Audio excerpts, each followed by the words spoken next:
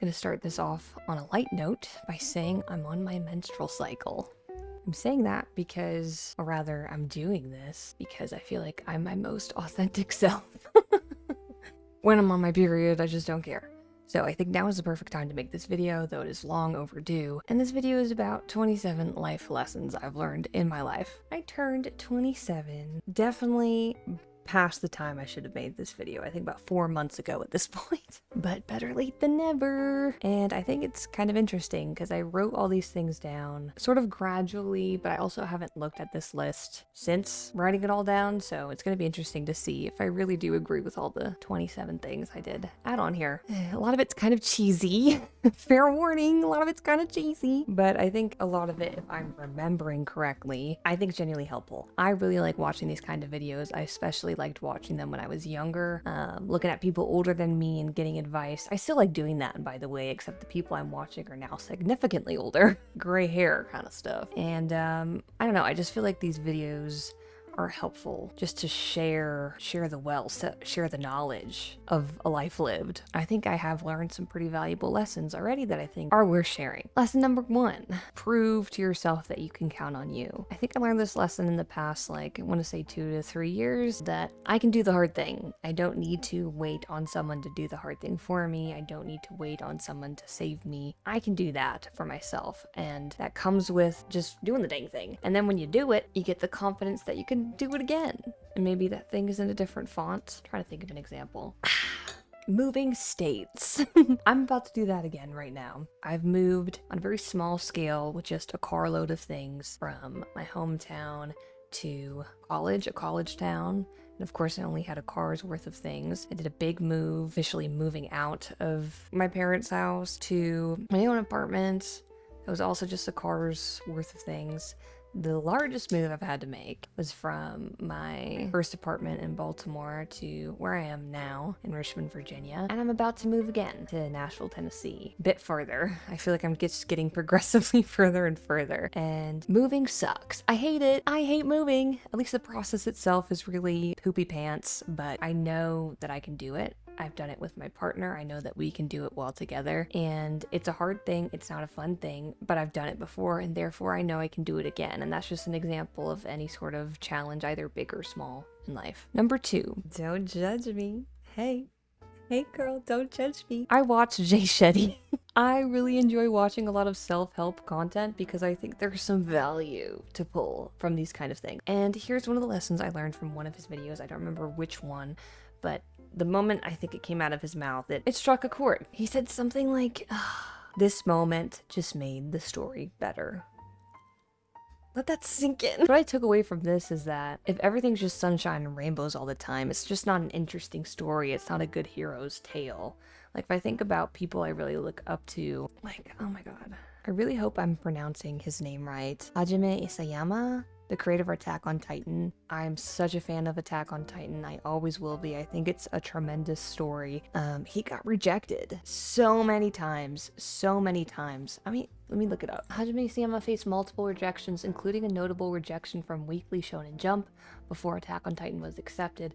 While the exact number of total rejections is not explicitly quantified in public interviews, he approached several publishing houses, all of which rejected him. 普通に会社に就活するように Just like any other aspiring manga artist, I visited several major publishing companies to get Attack on Titan evaluated. They liked my storyline, but said the quality of my drawings was poor. I was beginning to give up because there are so many people who want to become manga artists. I didn't think I could become one of the big ones. Bro made Attack on Titan. I think those kind of flourishes in someone's story just make it more interesting, more inspiring. The fact that he got rejected time and time again and just continued to pursue the thing, I think that's way more interesting than him just getting immediately accepted and there's no obstacles in his career. That's just an example of why I like this quote a lot. This moment just made the story better. I'm trying to reframe my thinking when I encounter any obstacle instead of just being like, my life sucks and everything is dookie. Just thinking, oh, this is making making the story more interesting. My story just a little more interesting. This next one, number 3, might have also been something I took away from Jay Shetty. I don't know. It sounds like a Jay Shetty-esque quote. The quote is, if you knew you were 100 rejections away from your dream, how excited would you be to be told no? I think that's pretty self-explanatory. We never really know when the next positive thing for us is coming, especially if it's something that you do have to face rejection after rejection for. A really good example of this in my life was finding a job. My last job worked with really great people. It was a really poor work environment. I was really unhappy at this job, okay? I had been applying to places, I want to say like a year and a half. A tremendously long time, okay? But we all know the market is garbage. So I've just been applying in and out. And then finally, this place eventually shut down. But I got laid off right after I got married. And would you believe it? I found a job like a month after. Of course, I continued to apply places. I continued to beef up my resume and portfolio and reach out to people and whatnot. And it just took however many rejections. Oh my God, it probably had to been, I kid you not, thousands of rejections before landing this job. And when I say this current role I'm in is so perfect, it truly is such a lovely job. The people I work with are great. The stuff I get to work on is really great. It's just the perfect scenario. And had I had known that all those rejections were going to lead to this dream scenario, I would have been way more excited than I was at the time of getting, unfortunately, we have decided to move on with another candidate, right? So just some perspective there. This next one I actually learned during my time in college. It was a lesson I guess I learned around then, but only really came to the realization that I learned it in a sort of romantic way later on. And that lesson is weathering adds interest. I went to school for 3D art and animation, graduated with a degree in computer animation, and that's what my career's in right now. I had to learn the ropes of every aspect of the field, including animation, obviously, rigging, 3D modeling, texturing, and the texturing and 3D modeling bit is where I learned this lesson from. Essentially, the more distressed an object is, the more weathering it has. So like rust, cuts, indents, wear, the more interesting the object is to look at, the way the light catches it, there's some variation in the surface texture. It's just more interesting to look at. Our professors were always pushing us to take the weathering further. And all of this to say, hopefully you can kind of latch on to what I'm trying to say here. I think how weathered you are, kind of call back to lesson 2, it just makes the story a bit better. Makes you a bit more beautiful, I think, more realistic. I think that's a lesson that can apply to anything in life. Lesson number 5. Emotions are information, not instructions. Yeah, I think this is a lesson that can be applied to like children, but I think a lot of adults need to learn this lesson. To be honest, I don't think it's a betrayal of yourself to not act on emotion immediately. I think it's information. It's very easy to kind of lean into that and react and just publicly announce what you're feeling in that moment. And to some degree that can be good and help inform other people something they need to know. Oh, I don't like this, or oh, I really enjoy this, or oh, this is making me uncomfortable, whatever. Take that and couple it with logic. Logic and reason and a bit of thought. I think that makes for something good. It cooks up something good, or at least what I would identify as maturity, being able to harness emotions as information and not just kindling. That's number 6. If you don't want to lose your hoodie or sweatpants string in the washer or dryer, just tie that bad boy up. It won't come off. Lesson number 7. Do not believe anything your brain tells you when you turn 25. It's all a lie. It's all a lie. Wait until you're like 26, 27. And then start believing her again, okay?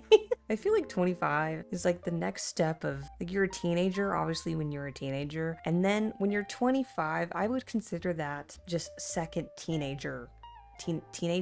You know what I mean? It's just like, so... It's no secret that your 20s are difficult. I made a whole video about this. There's so many people who talk about this. This shouldn't be shocking to anyone anymore. Your 20s, it is a lot. I think once, at least for me in my experience and what I've heard from other people, once you start getting towards the end of your 20s, things start to feel a little bit more mellow and start to make more sense. Around the ages of 24 and 25 and into 26, oh man. Everything is scary up there. But now I feel more like established, like I'm an adult now. I finally graduated into adulthood. Don't listen to yourself at 25. Wait. Lesson number 8. Your permanent retainer will break. Don't count on that. Wear your retainer every night, follow the instructions given to you by your orthodontist, or else your teeth will get crooked again.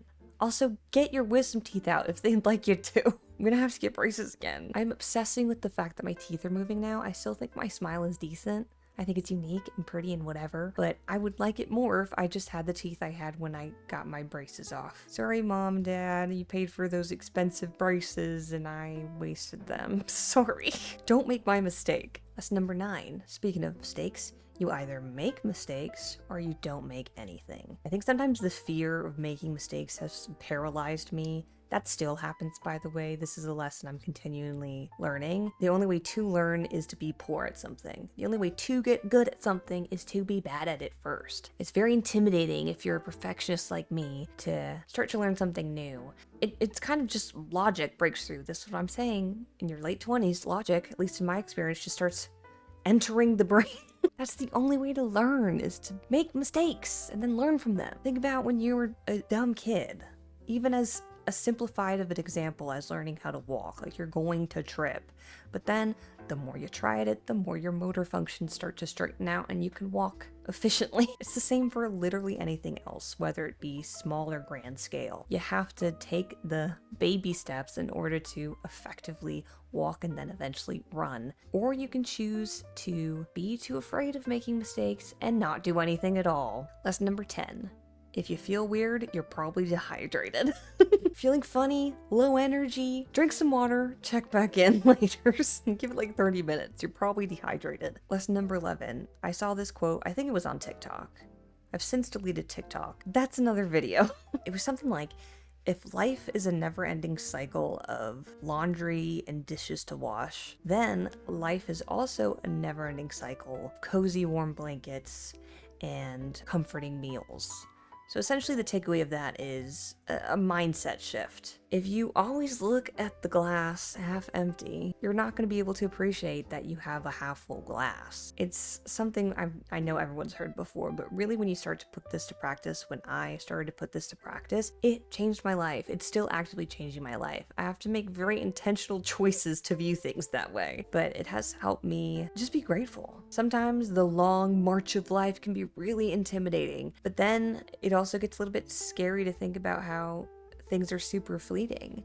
And because of that, it's important to see things as a never-ending cycle of warm blankets and comforting meals. I think it's just a better way to view things. Okay, next up on the list I'm seeing here is a pretty baller one. Ready is a decision, not a feeling. I'll also tack something else onto this. I'd say that feeling needs to be a little bit of delusion. You need to be a little bit delusional, or like you have to have some sort of belief in yourself to feel ready. I don't think anyone really feels ready unless they're a little bit delusional. I don't think any of us, I don't know. I think for me, I spent a long time waiting to feel worthy of being able to chase something or do something, accomplish whatever, and changing my mindset to I'll eventually feel ready, or I'll eventually feel comfortable doing this thing or in this position or whatever. That's a decision, and that's one that has greatly changed my life. I guess you could say it's believing in yourself, but it isn't. It's just doing the thing anyway, doing it scared. Number 13. This is what I'm going to need to put to practice once we move, which is your home is your home, even if it's a rental, so don't be scared to make it feel like a home. I learned that I am part of a subgroup of people that is somewhat afraid to like make something feel like home, to nest a little bit, because everything feels so temporary, especially if you were a Gen Zer entering into the renter's market. Everything feels temporary if you're renting. Like you're probably going to move the next few years, if not a year. Maximum 2, maximum 4, unless you have a rent control department, in which case stay there.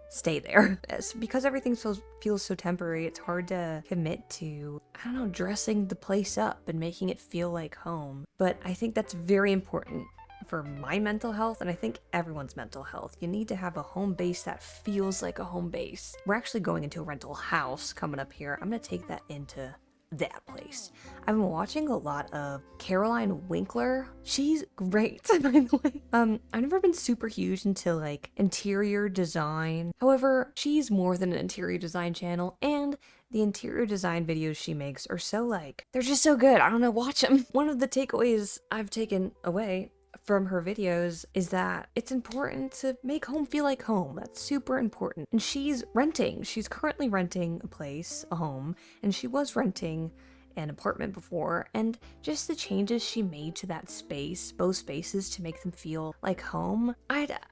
Why am I getting in my own way with that? I need to do that. Even if it costs your security deposit. It's okay. Does anyone ever expect those things back? Not me. I do get them back though. So I kind of have to expect that I'm not going to get it back now, because my experience is that I've gotten it back. So yeah. Number 14. This is more of a personal, not just lesson I've learned, but a rule.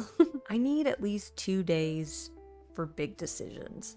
So, kind of a callback to emotions or information. Whenever it's time to make a really big decision, whether it's spending a lot of money at one time or doing something that impacts the majority of your life, give it at least 2 days. 1 day to let the emotions simmer, maybe get some advice, hear other people out, and a second day where your emotions have mostly simmered and logic is there a bit more than it would be on day 0 and day 1. And then make the decision. I think that's worked out for me so far, and I think it would work out for most people to just wait 2 days, the 2-day rule, okay? 2 days. This is another quote that changed my life. This is why I really like watching, this is kind of cringe, but self-help content and reading either biographies or self-help books or poetry books, because I think there's small little lessons, bite-sized quotes that really can just change a person's perspective. So I'm passing this on to you now. You have to pretend to fall asleep in order to fall asleep. This is how everything works. Hello? Just think about that for a second. You have to pretend to be, I don't know, you have to pretend to be an author in order to be an author. This is how everything works. You have to pretend to be a long distance runner, meaning you have to train to do that. You have to pretend that you're that in order to be that. This is how this works. This is how everything works. Do with that what you will. Oh my gosh, number 16. Hello. I think this applies very strongly to today's modern world. Just because instant messaging exists, just because social media exists, doesn't mean you get to have 24/7 access to me, or vice versa, okay? I don't think we were meant to live like this. I don't think we were meant to live like you're able to instantly spawn in my room at any times of the day and I'm required to respond to you. I hate the culture of you need to instantly respond to something. I miss kind of like the letter culture where it's like a few business days before I can get back to you, or even email where it was kind of expected that it needs to be at least 1 business day before I can get back to you. The instant messaging social media culture, I think, has really impacted how people see genuine friendship or relationships nowadays. I think the attention economy goes beyond the interests of social media or big business. I think it's seeped into our social relations in general, where, I don't know, I just don't think it's good to expect someone to be at your beck and call 24/7 or vice versa. The friendships of mine that have lasted are the friends that understand I only have so much energy in the day, and sometimes I either don't open your message or I see your message and I don't respond until I'm ready to, kind of stuff. Number 17, just look it up, man. I think this is so important. I'll bring up TikTok again, or any social media platform, where you'll see someone comment something and just take it at face value, or hear someone say something and take it at face value.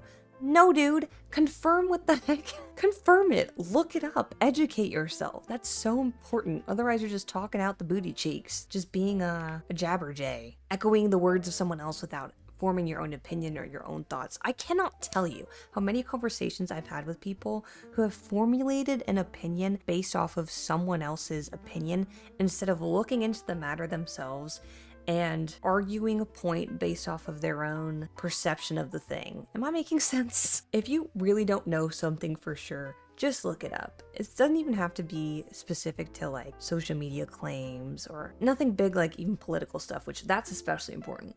educate yourself. Even smaller things like if you have a question that pops into your head, like, I wonder, like early in this video, when I looked up how many times did Isayama get rejected for Attack on Titan. That was a simple Google search, took me a few seconds, okay? I think everyone should take up that mindset and use the internet how I think it's the most powerful, which is to gain and access information. I think a lot of the reason why we have the world we're in right now is because so many people refuse to take a couple seconds out of their day to educate themselves. Look it up. Number 18. Don't ever give expecting to receive something back. I'll mainly apply this to money. It's never served me, and I've never seen it serve anyone else well, to give anything away with the expectation that you're going to receive something back. Ever. It never works out. Especially in like interpersonal relationships, it instantly creates a wall of like, you owe me something now. It becomes transactional. So whenever I like give my friend something, whether it be a gift or money, it's never a loan. I will never loan anyone any money. I just won't. You will just receive money from me, because I just can't live with that. I don't know. It is bad blood. I'm sorry. If you owe me something, what am I, your landlord? I don't want to be your landlord. I think it's bad for relationships. I really do. And I'm using money as an example, but I think this can be with anything, whether it's gifts or even acts of service. If you're being a good friend or a good partner, I think to some degree you should expect the same level of attentiveness returned to you, just for it to be an equal relationship. But it also isn't healthy to be like, all right, well, I did this, now you have to do this. You know, there's a delicate balance that needs to be struck here, but hopefully you understand what I'm saying with this piece of advice. It's worked out for me very well. I really don't hold anything against anyone that I've given gifts to. Number 19. I think it's good to ask the question, especially in tense situations or altercations, conversations, whatever. Does this reaction from me get me the solution I'm wanting? Does this response, does this action I'm about to take lead me down the path I'm wanting to go towards? I think taking a moment to ask that question to yourself. Does this give me the outcome I want? I think has helped me navigate my emotions a bit better. Specifically the emotion of anger. Yeah, I'll leave it there. Number 20. This one's the complex one, I think. For relationships, both romantic and otherwise, romantic, platonic, I think it's good to be picky without expecting perfection. What do I mean by this? It's good to make sure people are treating you with the same level of respect that you're giving them, but your partner or your friend or your whatever or your parent is also a person. They're also human with their own faults, with their own ups and downsides. They're also living life for the first time, same as you, and I think everyone should be given a bit of grace. A bit. There is a line. There is a line. Everyone has their own degree of line. There is a bare minimum line I think everyone should have, which is the golden rule: treat others how you'd like to be treated. And then everyone has their varying degrees of standards when it comes to what makes them happy and fulfilled and all that. And I think that comes into play, especially when you're finding a partner, but your partner isn't going to be perfect. You aren't perfect. I'm not perfect. So I think it's good to just keep that in mind for any relationship. Just give people grace. The same amount of grace you'd like them to give you. The golden rule. If everyone applied the golden rule, we'd be in a utopia. Number 21. Take more pictures. This was actually a part of my New Year's resolution, both this year and last year. I need to get better at this, taking more pictures. As a little kid, I really enjoyed going through the albums of my mom and my grandparents and just seeing a life that is in the past. It's gone. It's a moment that is no longer in the present. It's gone. I think we take photos too much for granted. Like, we're literally capturing a moment in time. Videos, it's the same thing, but I don't know, I kind of romanticize photos a little bit more.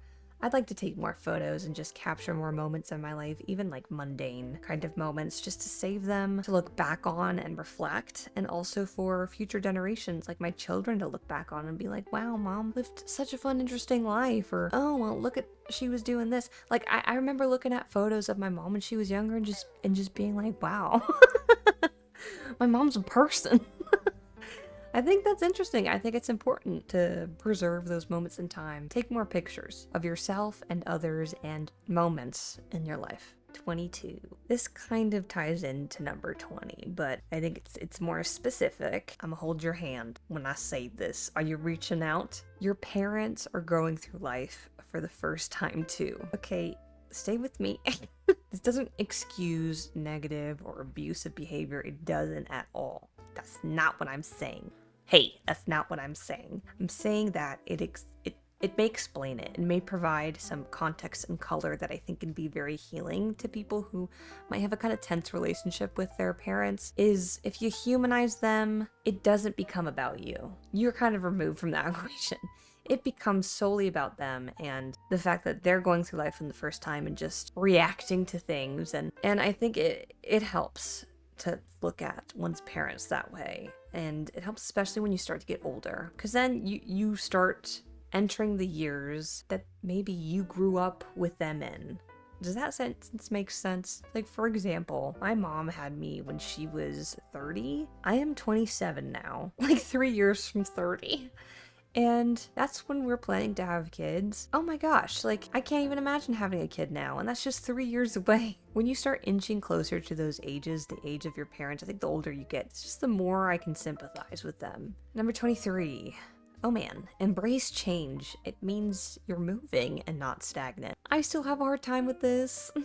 Change is really scary. It's unpredictable. I don't like it. I like sitting in what is known. I like having control. That's one thing about me. I love controlling. Love it, girl. Being stagnant isn't good. Just in nature, that's never a good thing. Like even trees, though their foundation is sturdy and relatively stagnant, they're still growing out and changing as they expand into the world. There's something to be said about that and everything in nature, including our own lives. But I also think that's why it's super important to have really steadfast relationships with friends, with family, with community, because life is so turbulent that it's good to have something to kind of hold on to that is a constant. I don't think it needs to just specifically be people. I think it can be art, music, games, movies, some things that are comforting and concrete that you can go back to and just kind of recenter. That's helped me a lot. Like certain things help me really recenter, and one of those things is art and sketching and drawing. I've been kind of struggling with panic attacks, less as of late, which is great. Love that for me. But like a year ago was pretty tough, and whenever I find myself getting a bit anxious, I think relying on things like music and art have really helped me just kind of touch land. Just chill out. A big trigger for me, is change. It freaks me out. And so, yeah, I just think my advice is embrace change. It is good, but also have things that are sturdy to ground yourself in these moments of change so that it isn't too throttling. It's almost like a boat in the ocean that you're on. Like you're moving from one location to the next, you're in the water, but you're on a boat. I think the boat can be anything. People, movies, games, again, anything either material or non-material that can help ground you. 24, another quote, but this time I have a name. It's from Earl Nightingale, and that is the simple quote of "the time will pass anyway." The time will pass anyway. We might just as well put that passing time to the best possible use. This has changed my life, and I said that for a few other things, but I can very confidently say that with this quote and this kind of mindset. The most obvious thing I could point to is fitness. I think adopting this mindset for the time will pass anyway and just applying that to working out and eating right has changed my life very tangibly. Like I've lost a lot of weight, gained some muscle, I look different. It's a very tangible change, but it's also applied to things like my career. I've illustrated for a couple books, but a book fully written and illustrated by me, and I only decided to do this because I was like, the time is passing anyway, I might as well just do it. That's how I feel about a lot of things these days, especially the older you get, and how time seems to pass a lot faster than it did when I was younger. It seems more important now than ever to take advantage of the time that I have, and it's passing anyway. It's passing anyway. So if there's any goal that you think is like, oh my gosh, this is so unattainable, or this is gonna take so much time and effort to do, the time is gonna pass anyway. You might as well put it towards your goal, whatever that thing is. Number 25. This one has a little preface. If you have been wronged, oh my god, I'm losing my voice. I've been talking for so long, or faced a lot of hardship in your life, this one may resonate a bit more effectively with you. Have your time to be the victim. Have your time. Mourn, but then you must come to the other side. You must come to the decision, the choice to be the victor. It can feel very not comforting, but like vindicating to be. What does vindicating mean? Am I using this word right? Vindicating definition. To clear someone of blame or suspicion. Am I using this word correctly? To clear of accusation, blame, suspicion, or doubt. I don't know if I'm using this word correctly. Maybe I'll use another word. It can be very, I can't think of a word, so I'm gonna describe the feeling. It can feel very almost safe. Just sit in victimhood, the fact that you were wronged by someone or something, whatever. But if you sit in that place, you don't come out of it. You're forever the victim. You're forever, this thing happened to me. You're forever, because this thing happened to me, I'm gonna make choices that don't positively impact me. I'm gonna blame this situation or this person or whatever for every little inconvenience that happens or that I might have control over, but I'm choosing to kind of default back into my victimhood. It is just not productive. You're giving that person or that thing so much power over you, and it's so very important to overcome it and to no longer give it power. It's kind of cringe, but you know what? I'm gonna say it. I think it has good diction. Become the victor, victim to victor. It is just, life gets better when you do that. I'm a testament to it. Life just objectively gets better. You literally decide, my life's gonna get good. I'm gonna make sure that happens. I'm no longer gonna dwell on this. And it's a hard and gradual thing, but it is something that's attainable. And it's a decision. You have to make the decision to leave that mindset. Not necessarily forgive. Forgiving can be a part of the process of leaving victimhood, but I don't think it's necessary for it. I think it's just, I'm no longer gonna let this have power over me. To the best of my ability, I'm gonna do everything I can to combat the shackles that this has on me. I'm gonna whittle away at it until it breaks off. That's a decision. Start the whittling. Number 26.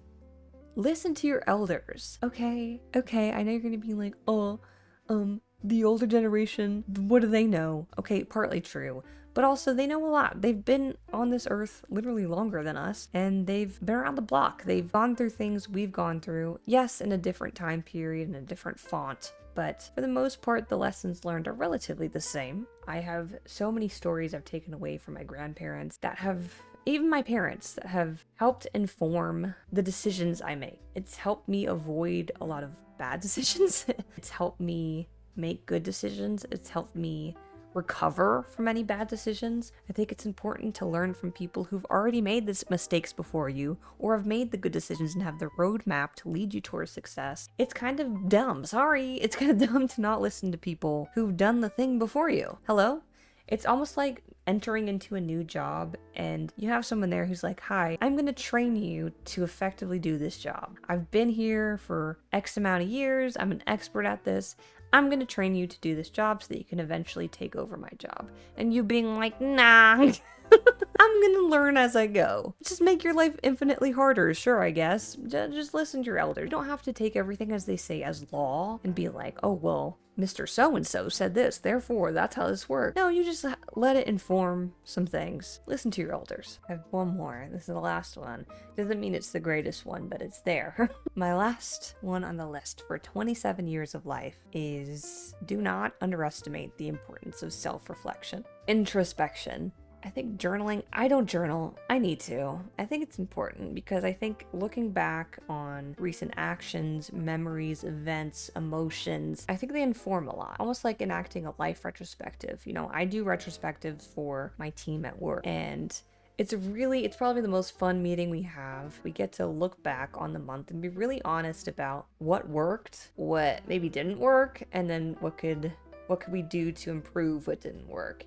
And I think applying a retrospective mentality to one's life is important. It informs growth. Like, I want to be able to look at how I handled a moment of discomfort or hardship and either be able to say, oh, I think I did a really good job with that, given the circumstances, or say, I kind of handled that poorly. Why did I do that? Let me think about that so I can avoid doing that in the future. Or if I let myself get burnt out at work, how did I get there? How can I avoid that in the future? I think it's important to look back at one's life in the short and long term and just pull information to help inform decisions in the future. This sounds common sense. It is not common sense, people. It's not common sense. That's why I'm giving this to you. You're welcome. It wasn't common sense to me. I had to learn this. And it's helped me a lot. And it continues to help me. And I'm an ever-changing human being. And my goal in life, okay, kind of personal story. When my grandfather was on his deathbed, he had dementia and, he was losing his motor functions, and dementia and Parkinson's. So he was losing his motor function. He was also losing his ability to speak and even think clearly. And there was a moment where he was in that hospital, I believe. My grandfather was a fantastic man. Fantastic. Getting emotional talking about him. But he was in the hospital, and there was a moment where one of the nurses was asking him, who he was. And it got to a point where she asked, well, what do you want to be called as? Who do you want to be known as? Kind of being playful with him. And his response was, a good man. Are you kidding me? And that's my goal in life. I want to be known as a good person. I want to have a positive impact on other people's lives in some way. I think the only way to do that is to make an effort. I don't think you're just good because of it. You have to be very intentional. And I think it's way harder to be good than it is to, not to be evil or bad, but to just kind of be selfish. I think it is easy to be selfish, and I think goodness is inherently selfless. So I think that's very intentional. I think self-reflection and introspection and taking a look in the mirror in order for personal growth, it's very important. I'd also say, some people rely on prayer. Some people rely on the example of admirable figures, whether that be their parents or like a teacher or a mentor or whatever. That can be helpful, but none of that matters if you're not willing to look at yourself and all the ugly bits. And be like, ooh, that could be better. That could be better. I could have been a kinder person in that moment, or I could have made a better decision. That's a bit harder. So that's my final point of advice, which is to make the hard decision, to take a look at yourself, and then make the even harder decision to act on what you learned from that look. Those are the 27 lessons I've learned in 27 years. Okay, I'd like to make another one for next year when I'm 28, but I wonder if any of these lessons will be different or if I'll just repeat myself. I don't know. Maybe I'll have 28 different ones. If I do, I'll make another video. Hopefully this was entertaining, helpful, insightful. I don't know. I don't know. Anyways, thanks for watching. My name is Adriana. Please like and subscribe. Leave a comment. If you have any life lessons that you want to share with anyone, please share it. It's so important. Yeah, appreciate your time. Catch you later.